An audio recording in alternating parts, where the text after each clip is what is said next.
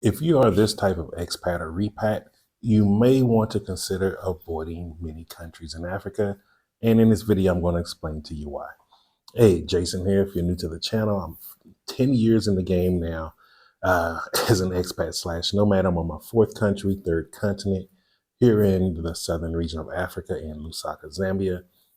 And what I've started doing is just sharing with you what I've learned along this 10-year journey. And also, if you're thinking about becoming an expat or already one, why you should look into this southern region of Africa for the opportunities that exist here. So today I wanted to talk about like a very specific type of expat or repat. And these are the ones who do more of border hopping. If you live a nomad lifestyle, you're used to doing border hopping, maybe because you're moving from country to country to country. And there's nothing wrong with that type, but the continent of Africa doesn't really accommodate that type of expat or repat. And the reason why I say that is and this is the vibe that I get from being in the southern region of the continent, is the inconsistency and the frequent like moving, especially if you're using land travel. Because I've done it, like I do a lot of land travel throughout the continent, the southern region, because it's safe and it's very affordable. But when you're crossing through the borders, it's like there's a different energy, and it's energy. A lot of times they're confused, like, why are you here? As if like you should be flying in and out, going through the airports, but like those type of things here where like especially if you're a budget traveler, they're looked at a little differently here. Not saying there's something wrong with them, I'm just saying they do look at those things a little differently. It's just not the culture that they're used to of seeing people coming through the land borders like that, especially if you're coming from the so-called first world countries or the western countries where things are greater. And so because of that, it's not that easy to just go back and forth across the border every time you come, because you don't know how many days you're going to be able to stay in the country. They may give you 30, they may give you 90, they may give you 10, or they may give you a few and say, hey, you can come in and do what you need to do, but you gotta go. Because it's not like parts of Southeast Asia where you can go cross the border for a couple of hours, or I think it may be a day or now. Then you just come back in the country and it resets your visa days. So here there are calendar strict days. You usually get 180 days in a calendar year. And so you want to be cautious of that. Like, and even if you do plan on being that nomad lifestyle, you want to probably plot out 3 to 6 months here, 3 to 6 months here, 3 to 6. Like, how do you want that to look out for you? Because it can become a little hectic when you're having to just leave on a whim because maybe you only got 10 days in, but you still have a whole lease back in your home in the country you came from, and you got to go across the border. That's what I was doing in South Africa, by the way. The whole time I was there for that year, after the 6 months, I was every 30 to 60 days, I was just going back and forth between Botswana to just reset. But like, they didn't give me too much of a problem because they knew I was trying to figure out a way to get into the country without going back to the United States. Because, I would always talk to the immigration people. They were really cool, good people. And, a lot of them, they just be like, one, you look like us. And two, um, why are you coming this way? And I used to tell them, like, I used to tell them, like, the continent is new to me. What you see is your everyday backyard. This is a whole new frontier for me. I was like, I want to see as much as possible. And I don't mind riding the buses because, it's nice. And so then, just building up that rapport, talking and conversation. And so, I used to share with them, yeah, I'm trying to figure out how to stay here. Like, I'm like, to do the retirement payment, I got to go back to the US, but that's too much money just to go back. And they would all understand that. And so, like, you know, um, like I was in the process of really trying to be able to stay in South Africa at the time. And then even the people in Botswana knew, and he's trying to stay here too. Like, I love both countries. I still love Botswana, still my favorite country, by the way. And I love desert climates.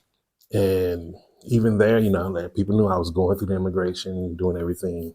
And hey, I couldn't get it. So when I had to leave, I had to leave, and I came to Zambia. And that's why first day on the ground, I got here, the goal was get residency, get residency, get residency. And so that's how I ended up getting residency. I was a little tired of the nomad life for a little bit. I was like, let me settle some roots because nomad lifestyle is expensive.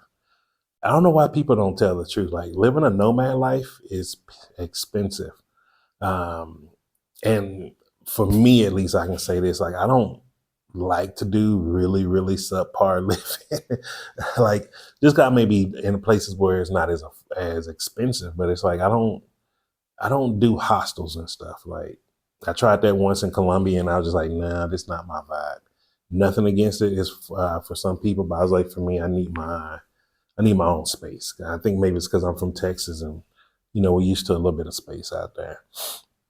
And yeah, so like nomad living is expensive. So if you are an expat or a repatriate and you plan on doing just the nomadic lifestyle, like really think about it before you come to the continent, because at least from the southern region, I can say like it's not really looked good upon.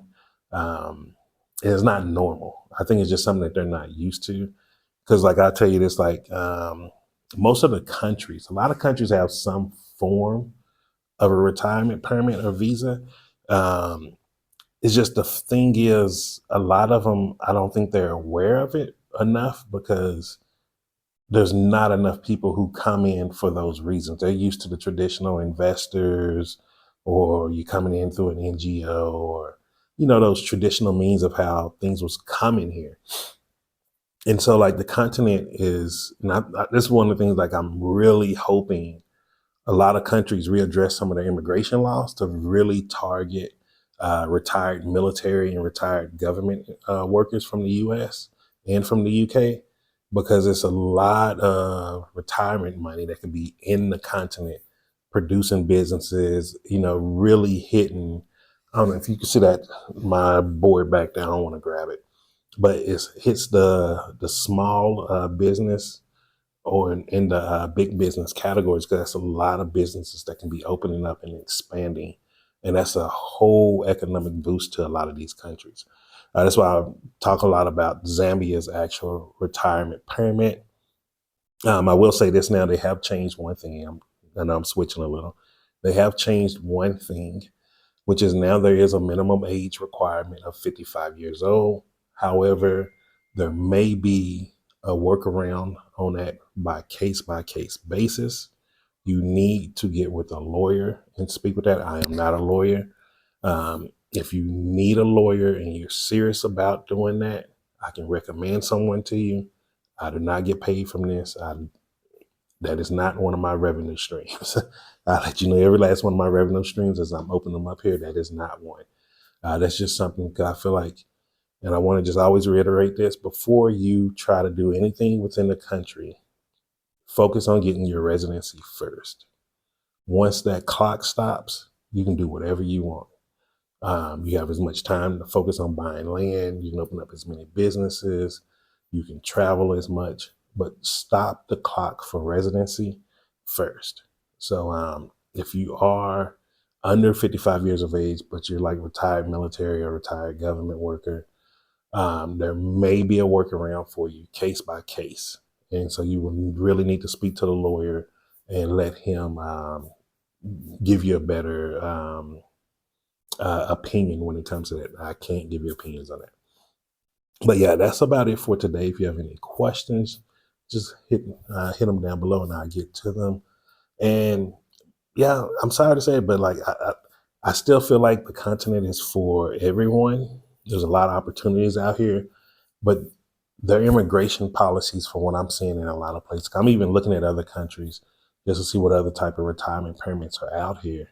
Um, a lot of their immigration policies have not been updated, I guess, or re-looked at, because I don't see a lot of like the things that some of the other Southeast Asian countries accommodating. They have whole economies based off of people just living there full time as digital nomads or off their retirement. Yeah, I think Africa can be just as good for the same things because it offers a lot here for people. And And so, like the digital nomad visa, I know Mauritius have one, and I think South Africa is working on one. I don't know if they finished it or not, but there's not much digital nomad visas. All of these things are practically new here, and I think until the more people start retiring and coming to the continent to live, then they'll start seeing like, oh wait, we need different visa processes instead of just a work visa or an investor visa. Because at the end of the day, investor visa, no matter what country you go to, it costs a lot of money. And I think the investor visa here, I think it might be 150,000 US dollars. Don't quote me on that, but I know it was a price point that was way out of my league. Whereas I can come in as a retiree, I have the rights to open up a business. So I can open up business. I just can't work. Right up my alley. Um, so like I'm really grateful for the opportunities that I have at my level. And I think that's something that a lot of people could be taking advantage of here to really create businesses, create some of their dream companies, and get the chance to employ people, man. At the end of the day, Africa needs entrepreneurs. That's what they need more than anything. And some of the best entrepreneurs is when you create a new middle class.